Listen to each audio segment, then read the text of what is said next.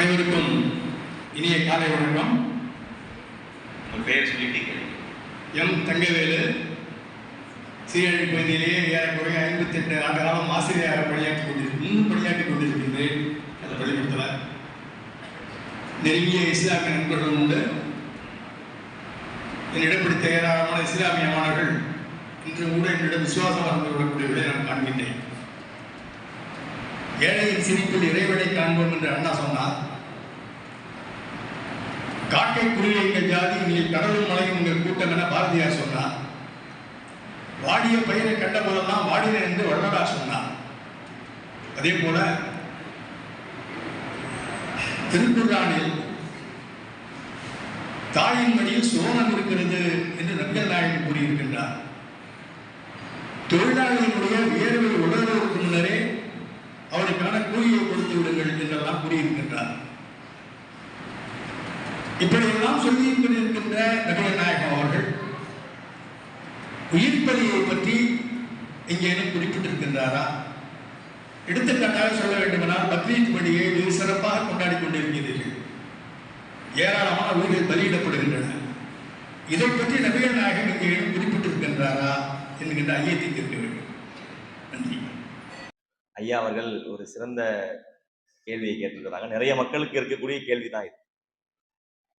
அதாவது நபிகள் நாயகம் அவங்க நிறைய விஷயங்களை பற்றி அறிவுரைகளை போதனைகளை மக்களுக்கு செய்திருக்கிறார்கள். ஜீவகாருண்யம் அவங்க சொல்லக்கூடிய விஷயம் ஜீவகாருண்யம், அதாவது உயிரினங்களை கொல்லக்கூடாது என்பதை பற்றி சொல்லியிருக்கிறாங்களா? ஏன்னா பக்ரீத் பண்டிகையை முன்னிட்டு பல ஆடுகள் மாடுகள்லாம் அறுக்கப்படுகிறது. அதை பற்றி நபிகள் நாயகம் ஏதாவது சொல்லியிருக்கிறாங்களா என்று கேட்கின்றார்கள். அதாவது இது உணவு சார்ந்த ஒரு பெரிய கேள்வி. இது உணவு சங்கிலி, அதில் நிறைய விஷயங்கள் இதில் இருக்கிறது. இருந்தாலும் என்னுடைய பதிலை இயன்றவரை நான் சுருக்கமாக அளிக்க நான் நினைக்கிறேன். நிறைய மக்கள் வந்திருக்கிறாங்க. ஒரு கேள்விக்கே 1 மணி நேரம் பதில் சொல்லணும்னு சொன்னா அவங்களுக்குரிய வாய்ப்புகள் குறையும் என்கிற அடிப்படையில் சில தகவல்களை சொல்லவும் வேண்டும். அதே நேரத்துல ரொம்ப விரித்து சொல்லவும் முடியாது. ரெண்டுக்கும் இடைப்பட்ட விதத்திலே என்னுடைய பதிலை அமைத்துக் கொள்ள நான் நினைக்கிறேன். முதலிலே இதுல பல கோணங்களில் நம்ம இதுக்கு பதில் சொல்லலாம். முதலாவது, இஸ்லாமிய மார்க்கத்திலே இந்த பிராணிகளை அறுத்து சாப்பிடுவது என்பது அனுமதிக்கப்பட்ட ஒன்று. அதனால் நபிகள் நாயகம் அவர்கள் அதை தடை என்று சொல்ல வாய்ப்பே இல்லை. ஏன்னா எங்களுடைய மதத்தின் அடிப்படையிலே, மார்க்கத்தின் அடிப்படையிலே பிராணிகளை அறுத்து சாப்பிடுவது என்பது எங்களுக்கு அனுமதிக்கப்பட்ட ஒன்றுதான். சிலருக்கு அது அனுமதிக்கப்படாமல் இருக்கிறது. சமுதாயத்திலே சில மக்கள் அதை கடைபிடிக்கிறாங்க. அவங்க நாங்கள் ஒன்றும் அவர்களை குறை சொல்வது கிடையாது. அவர்கள் அதை செய்து கொண்டு போகட்டும். நாங்கள் இதை செய்கிறோம் என்று சொல்லும் போதுதான் இந்த பார்வை எங்கள் மீது ஒரு ஒரு மாதிரியான பார்வை வருகிறது. அறுத்து சாப்பிடுறாங்க. கொஞ்சம் சவுண்ட் கம்மி பண்ணிக்கங்க.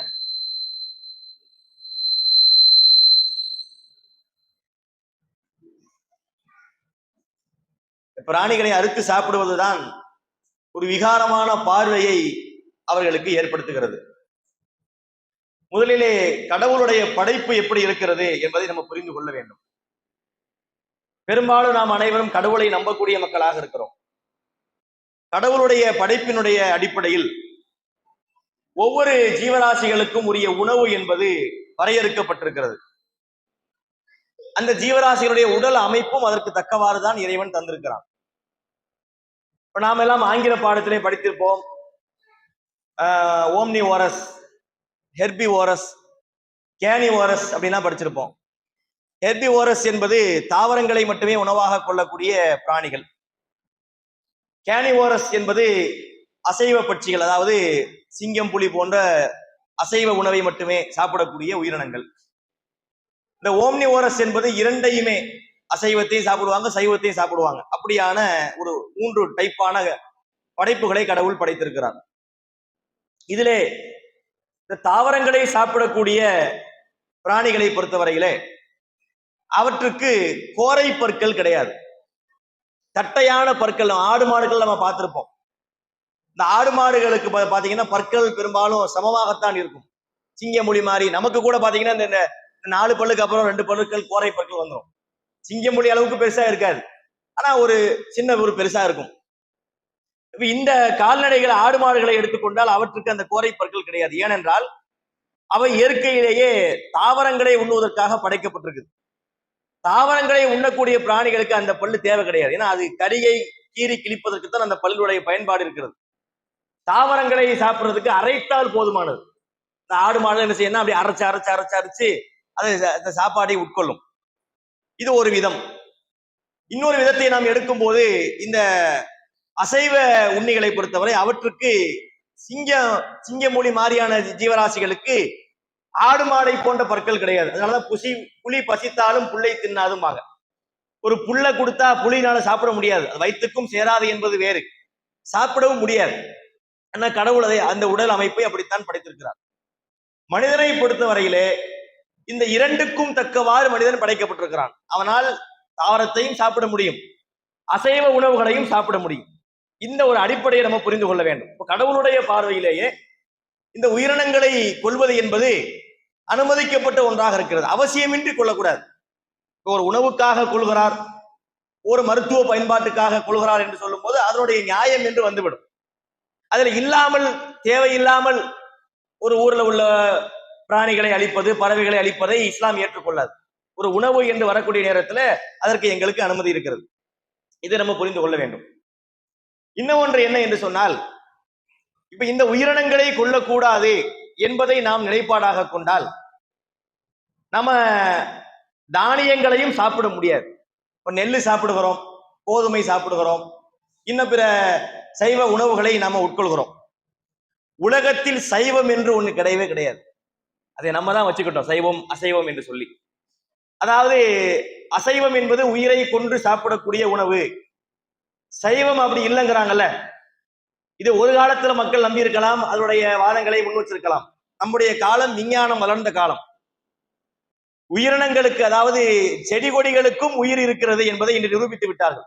அது ஏன் வளருது, அது ஏன் சிறிய விதையிலிருந்து சிறிய ஒரு நாத்தானது, அது எப்படி ஒரு செடியானது, அது எப்படி கொடியானது, அது எப்படி பெரிய மரமானது, அதெல்லாம் நம்ம பார்க்கிறோம். அது ஏன் திடீர்னு ஆடி அது பட்டு போய் நிற்கிறது. அப்ப அதற்கும் உயிர் இருக்கிறது என்பதை இன்னைக்கு விஞ்ஞானம் நிரூபித்து விட்டார்கள். அப்போ உயிர்களை கொல்லக்கூடாது என்றால் நம்ம எதையுமே சாப்பிட முடியாது. எதை சாப்பிடலாம், கல்லையும் மண்ணையும் வேணா சாப்பிடலாம், ஆனா அதை சாப்பிட்டு நம்ம போயிடுவோம். அப்ப நாம் ஒரு உயிரைத்தான் சாப்பிட முடியும். ஒரு அடிப்படை என்ன தெரியுமா, ஒரு உயிர் தான் நமக்கு உணவாக முடியும். நீங்கள் எந்த டிஷ்ஷை வேணாலும் சொல்லுங்க, ஒரு காளான் அது உயிர் தானே, நெல்லு கோதுமை அது உயிர் தானே, கம்பு கேழ்வரகு கோதுமை அது உயிர் தானே. இப்படி நாம் சாப்பிடக்கூடிய எந்த ஒன்றாக இருந்தாலும் அதுல என்ன இருக்கிறது, உயிர் இருக்கத்தான் செய்கிறது. இது ஒரு அடிப்படை.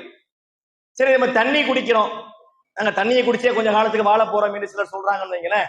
தண்ணி குடிக்கிறோம், தண்ணீரிலே நம்ம கண்ணுக்கு தெரியாத எத்தனை பாக்டீரியாக்கள் இருக்குது. அதை சுட வச்சு கொடுத்து சூப்பு போட்டு குடிக்கிறோம்னு அர்த்தம். அதாவது தண்ணீரை பச்சையாக குடித்தால் உயிரோட அப்படியே குடிக்கிறோம்னு அர்த்தம். அதை நாம் சூடு பண்ணி குடிக்கிறோம் என்று சொன்னால் அதை சூப்பு வைத்து குடிப்பதாகத்தான். தவறாக புரிந்து கொள்ளக்கூடாது, புரிந்து கொள்வதற்காக சொல்கிறேன். அதை அப்படி எடுத்துக்கொள்ள வேண்டும். அப்படி நம்ம செய்வது கிடையாது, தண்ணீரையும் குடிக்கிறோம். எனவே ஒரு உயிர் தான் நமக்கு உணவாக முடியும் என்பதை பார்க்கணும். இந்த மாதிரி விளக்கங்களை சொல்லும் போது அதிலிருந்து எங்களுக்கு எதிரி கேள்விகள் வருகிறது.